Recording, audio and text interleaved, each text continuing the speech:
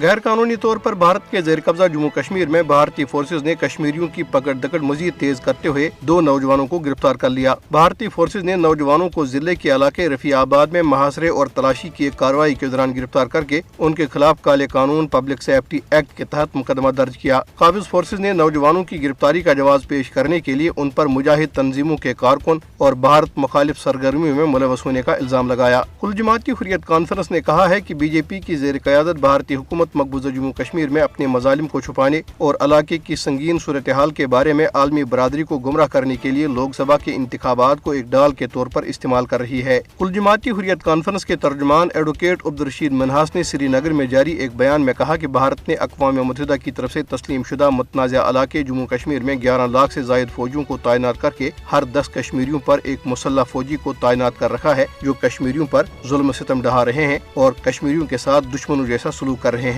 یہ فوجی صرف کنٹرول لائن اور سرحدوں تک محدود نہیں بلکہ شہری علاقوں میں بھی تعینات ہیں جو اقوام متحدہ کی طرف سے تسلیم شدہ حق خودارادیت کا مطالبہ کرنے پر لوگوں کو گرفتاریوں سمیت ظالمانہ کارروائیوں اور اجتماعی سزا کا نشانہ بنا رہے ہیں۔ کل جماعتی حریت کانفرنس نے کالے قانون پبلک سیفٹی ایکٹ کے تحت اتر پردیش کی جیل میں 2 سال کی غیر قانونی نظر بندی مکمل کرنے پر سینئر حریت رہنما مشتاق الاسلام کی ثابت قدمی کو سلام پیش کیا۔ ترجمان نے اقوام متحدہ پر زور دیا کہ وہ تنازع کشمیر کو حل کرنے اور مقبوضہ جموں کشمیر میں خون ریزی کو روکنے کے لیے اپنا فرض پورا کرے۔ الجزیرہ کی ایک رپورٹ میں کہا گیا ہے کہ غیر قانونی طور پر بھارت کے زیر قبضہ جموں کشمیر میں سیب کی کاشت پر انحصار کرنے والے لاکھوں کشمیریوں کی روزی روٹی ایک نئے ریلوے منصوبے کی وجہ سے خطرے میں ہے۔ اسلام آباد بیج بہاڑا پہلگام ریلوے لائن سمیت وادی کشمیر میں تقریباً 190 کلومیٹر تک پھیلے ریلوے منصوبے سے کشمیری کسان شدید پریشانی میں مبتلا ہیں۔ محمد شفیع جیسے متاثرہ کسانوں کے احتجاج کے باوجود جن کا 1500 مربع میٹر کا سیب کا باغ منصوبے کی زد میں آتا ہے اور اسے ان کی آمدنی کے بنیادی ذرائع کو خطرہ لاحق ہو گیا ہے، مودی حکومت منصوبے کو آگے بڑھانے پر بزید ہے۔